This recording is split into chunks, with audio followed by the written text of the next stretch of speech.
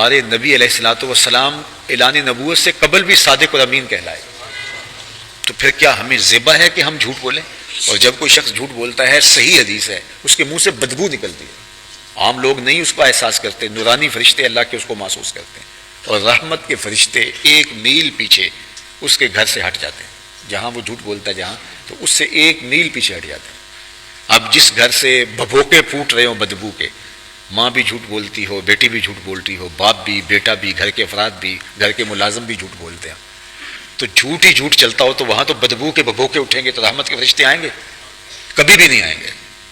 تو پھر رزق ہونے کے باوجود برکت نہیں ہوگی، افراد خانہ کے اندر جو ہے وہ باہمی محبت نہیں ہوگی، لڑائیاں، الجھاؤ، کیا کچھ ہوگا۔ اب ہم نے یہ نہ سوچا کہ یہ جھوٹ کی نحوست ہے، ہم نے سوچا کسی نے تعویذ ڈال دی ہے، ہم نے سوچا کسی نے جادو کر دیا، ہم نے کہا کسی نے بندش کر دیا، کسی نے ٹونا کر دیا، اب بھاگے عاملوں کے پاس۔ بعض کا ہمارے پاس بھی لوگ آتے ہیں، یہ مسئلہ تو ہم کہتے ہیں کہ یہ آیت کریمہ پڑھو، کہتے ہیں کوئی تعویذ دے دو، کون اٹھ کے روز 40 مرتبہ یہ پڑھے؟ تو اس کا آسان حل کیا ہے کہ تعویذ دے دو، ہم غلے میں رکھتے ہیں، تعویذ دے دو، ہم بازو پہ باندھ لیں، تو بس یہ آسان حل چاہتے ہیں، کوئی کچھ کرنا ہی نہیں چاہتا۔ تو جب کوئی اتنا بھی نہیں کرنا چاہتا ہے تو اس کو کہا جائے کہ میاں تیرے گھر کی نحوست، تیرے گھر کے اندر جو بے برکتی، باہمی الجھاؤ، افراد کا ایک دوسرے سے دور رہنا، یہ جادو کی وجہ سے نہیں، بندش کی وجہ سے نہیں، ٹونے کی وجہ سے نہیں، تعویذات کی وجہ سے نہیں، تمہارے منہ سے پھوٹتے ہوئے جھوٹ کی وجہ سے ہے۔ تو آج کے بعد جھوٹ ترک کر دو تو کوئی اس کے لیے تیار نہیں ہوگا۔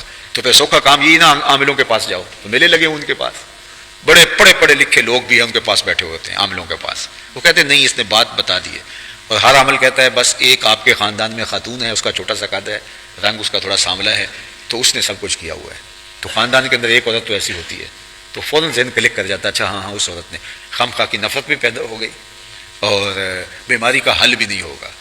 وہ عامل نے کہا کہ یہ تعویذ وزن کے نیچے رکھ دیں، یہ دانتوں میں چبائیں، یہ ہوا میں لہرا دیں، یہ کریں، وہ کچھ کرنے سے اس کو ایک نفسیاتی طور پہ تھوڑا سا سکون ہو جاتا ہے، وہ کہتا ہے مجھے فرق پڑ گیا، کوئی فرق نہیں پڑتا، پھر 4 دن کے بعد وہی ہوتا ہے، اس لیے کہ بیماری کا علاج نہیں کیا، بیماری وہ تھی نہیں، تشخیص صحیح نہیں ہوئی۔ تشخیص کیا ہے؟ اللہ کے محبوب نے فرمایا جب کوئی جھوٹ بولتا ہے رحمت کے فرشتے 1 میل پیچھے ہٹ جاتے ہیں۔ اب سویر سے لے کر جھوٹ جھوٹ جھوٹ جھوٹ، دکان پہ جھوٹ، فیکٹری میں جھوٹ، گھر میں جھوٹ، اب جھوٹ کا جب کاروبار ہوگا تو برکت قریب نہیں آ سکتی، سکون طمانینت کا سوچیں بھی نہ۔ تو بچنے کا راستہ کیا ہے؟ سچائی۔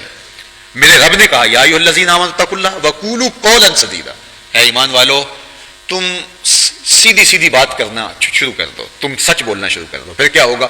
یصلح لکم اعمالکم ویغفر لکم ذنوبکم، وہ تمہارے اعمال بھی اچھے کر دے گا، تمہارے گناہ بھی معاف کر دے گا۔ تمہارا صرف اتنا کام ہے کہ تم سچ بولو، تمہارے عمل بھی ٹھیک۔ ایک شخص حضور کی خدمت میں حاضر ہوا اور اس نے ایمان قبول کرنے کے بعد کہا کہ مجھے چوری کی لت بھی ہے، بدکاری کی اور جھوٹ کی بھی، اور میں یہ ساری چیزیں نہیں چھوڑ سکتا۔ حکمت والے نبی نے کہا جھوٹ چھوڑ دو، یہ تو وعدہ کرتے، اس نے کہا یہ میرا وعدہ رہا۔ اب جب وہ واپس گیا، چوری کے لیے جی چاہا، چلنے لگا تو خیال آیا کہ اگر حضور نے پوچھ لیا تو یہ تو طے ہے کہ میں حضور سے جھوٹ نہیں بولنا، تو اب کیسے بتاؤں گا کہ میں نے چوری کی ہے، ترک کر دیا۔ پھر خیال آیا اور جو طبیعت کے اندر بدی کا ایک چسکا تھا اس کی طرف لپکنے لگا، قدم اٹھے ہی تھے تو خیال آیا کہ حضور نے پوچھا تو کیسے آنکھیں ملاؤں گا، کیسے کہوں گا حضور میں نے یہ بدکاری کی ہے۔ واپس پلٹ آیا، ایک جھوٹ چھوڑنے کی وجہ سے باقی برائیاں بھی ختم ہو گئی۔ اللہ فرماتا ہے تم سیدھی سیدھی بات کرنے کی عادت اپنا لو، پھر کیا ہوگا؟ یصلح لکم اعمالکم، تمہارے عمل ستھرے کر دوں گا، ویغفر لکم ذنوبکم، اور تم سچ بولنا شروع کر دو گے میں تمہارے گناہ معاف کر دوں گا۔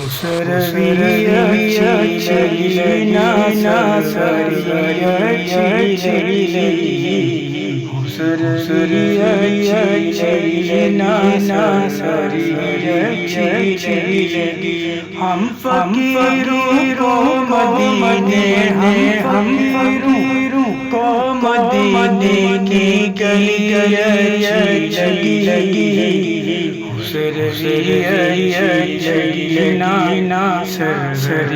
اچھی لگی۔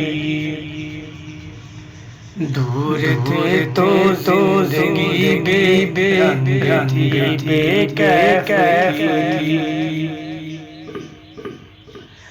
دور تھے تو زندگی بے رنگ تھی، بے کچھ گئے تو کچھ میں گئے تو زندگی اچھی لگی، اس روی